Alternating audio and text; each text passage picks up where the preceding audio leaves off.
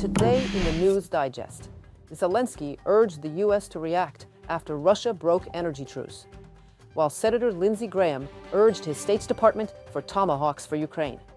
Mark Rutten announces 3 levels of security guarantees for Ukraine. Learn the key points. Russia fails on the front line. Kremlin has set an anti-record in the history of wars over the past 100 years. Ukraine is awaiting a reaction from the United States of America regarding the Russian strikes on its energy sector. This follows a personal request of Donald Trump to Vladimir Putin to halt mutual strikes on infrastructure during negotiations and the severe winter weather conditions in both countries. Zelensky notes that out of the 7 days of the planned truce, the aggressor refrained from attacking energy facilities for only 4. Ми бачимо, що Росія на це прохання відповіла. We see that Russia responded to this request with a record number of ballistic missiles. Barely 4 days have passed of the week Russia was asked to hold off. This also speaks volumes about any other promises Russia has made or might still make. If their word doesn't hold even now, what can be expected next? They lied before this war as well, and Russia launched the full-scale war, trying to deceive everyone about their intentions and about Ukraine. Even now in these details, in these agreements with the United States, Russia resorts to deception again. They are incorrigible in Moscow and are trying to take advantage specifically of the cold because they cannot subdue us, Ukraine, through their assaults. Russia's bet on war must receive a response from the world. Republican Senator Lindsey Graham stated that the pressure must be exerted on Putin to bring him to the negotiating table. Otherwise, it's just not going to happen. He shared this thought on the social media platform X. Graham declared that to reach a breakthrough in this grinding war, Ukraine must be provided with Tomahawk missiles. He urged U.S. President Donald Trump to begin the process of transferring these missiles immediately. Graham called on Washington to intensify pressure on Putin in the coming days and weeks during the negotiation process.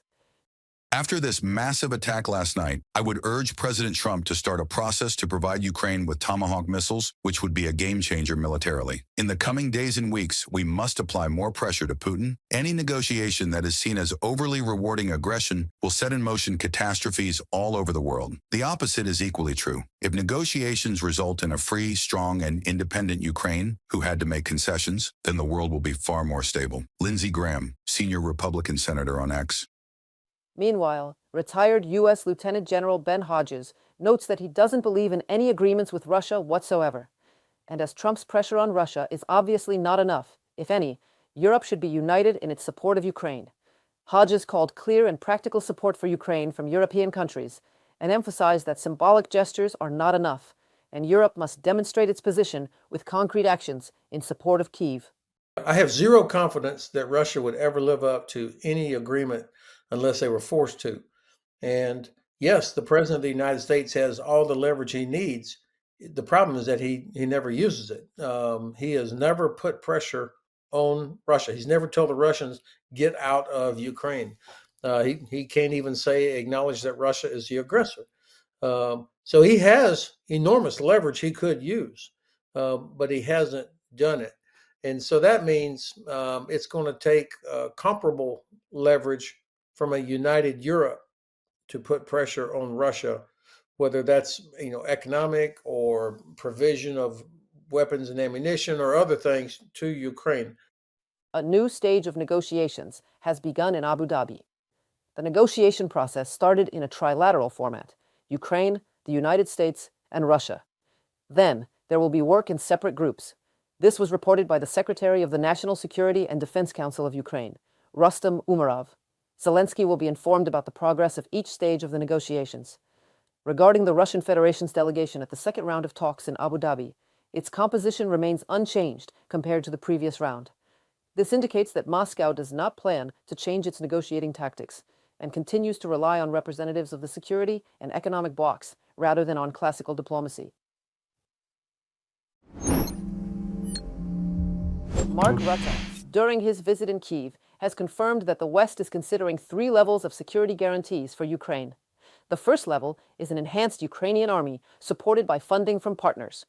The second level is a coalition of the willing. The third one is connected to the role of the United States.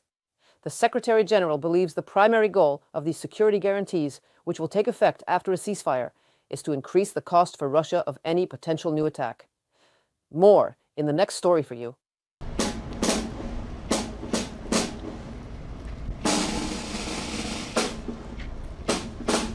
The visit of the NATO Secretary General began in the morning of the 3rd of February, after the massive shelling of Ukrainian cities by the Russian army. The aggressor country launched more than 70 missiles of various types and 450 strike drones against Ukraine. The main targets were once again the country's energy infrastructure facilities. This attack once again confirms that Moscow is not inclined toward real peace to the North Atlantic Alliance from the rostrum of Ukraine's Verkhovna Rada. He assured, partners will continue to pressure Russia and support Ukraine. NATO command in Germany coordinates military aid to Kyiv, while alliance member armies, in turn, adopt the experience of Ukraine's defense forces.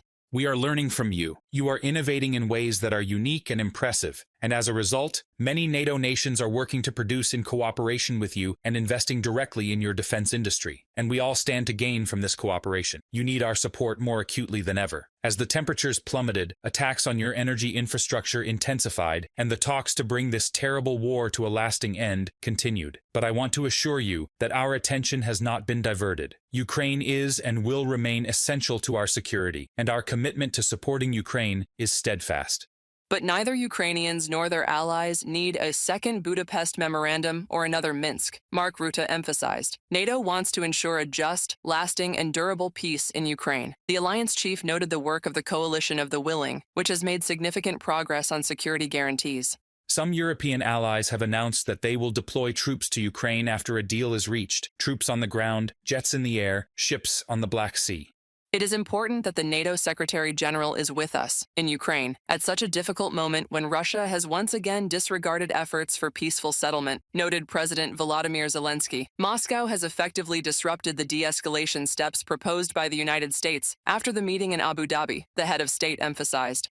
The Russians have once again disregarded the efforts of the American side. There was a request from the President of the United States to refrain from strikes on energy facilities and critical infrastructure. You know this, during the period of meetings between our negotiating teams. The U.S. President said that strikes should be halted for a week. This is crucial, and it was an important decision. In practice, this began on the night of last Thursday to Friday, and last night, in our view, the Russians broke their promise. So, either Russia now thinks that a week is less than 4 days instead of 7, or they are genuinely betting only on war. The consequences of the massive shelling of Kyiv by the Russian army were seen firsthand by the Alliance Secretary General. Together with Ukraine's Energy Minister Denis Shmyhal, he visited one of Kyiv's combined heat and power plants. Go under the ground. Such an attack on Ukraine's energy infrastructure on the eve of a new round of talks is a very bad signal, Mark Rutte is convinced. He stated that during the meeting with the U.S. president, he will definitely raise this topic. I take this extremely seriously. I think the president, Ukraine, is absolutely ready to play ball, to come to a deal with the Russians, which has to be, of course, acceptable for all parties, and particularly, of course, for Ukraine, no doubt. But, of course, this starts you to question, makes you question whether the Russians are serious. And let's hope they are. And I know the American president is doing everything he can to bring this terrible war to an end with his team, and I commend him for that. He's the only one who's able to do that. But last night is a really bad signal. One of the main topics discussed during the head of state's meeting with Mark Rutte was the need to strengthen Ukraine's air defense. The NATO Secretary General emphasized the importance of the Pearl program, thanks to which partners can supply Ukraine with American missiles for air defense systems. Mark Rutte noted that current supplies are insufficient to protect the civilian population amid intensified Russian attacks, and called on European partners to accelerate missile deliveries for Ukraine's air defense. He also reported that NATO allies plan to allocate $15 billion to finance the Pearl program in 2026. Since we started Pearl last summer, it has supplied around 75% of all missiles for Ukraine's Patriot batteries and 90% of the missiles used in other air defense systems. I know, however, absolutely, you already mentioned it, that Ukraine needs much more. And we are urgently working to ensure that more is delivered as quickly as possible.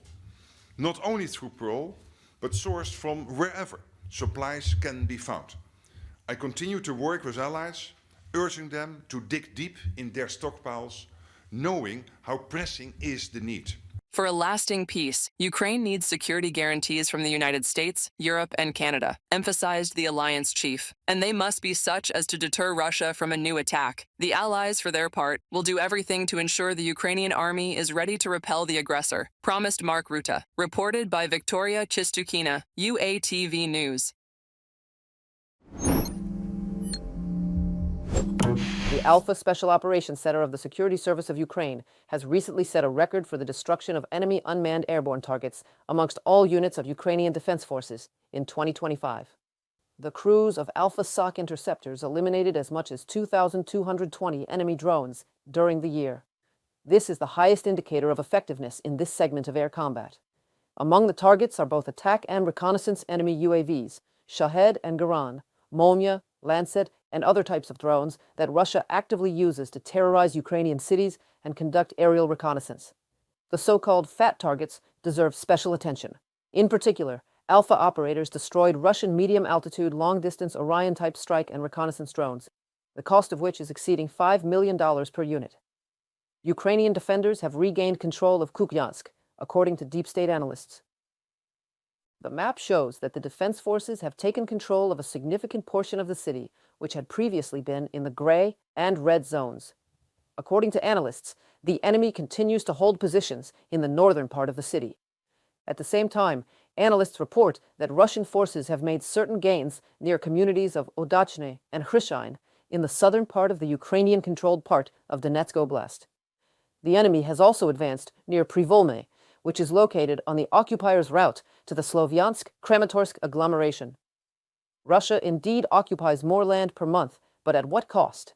The negative record holder was the Slavyansk sector, where 3% of assaults account for almost 20% of territorial losses. Deep State Open Source Intelligence Interactive Online Map. That's all for today's News Digest. Thank you for watching. Please leave your reaction and a comment. Your feedback is important and truly appreciated. Don't forget to subscribe to stay tuned for what tomorrow brings, presented from a Ukrainian perspective. See you tomorrow.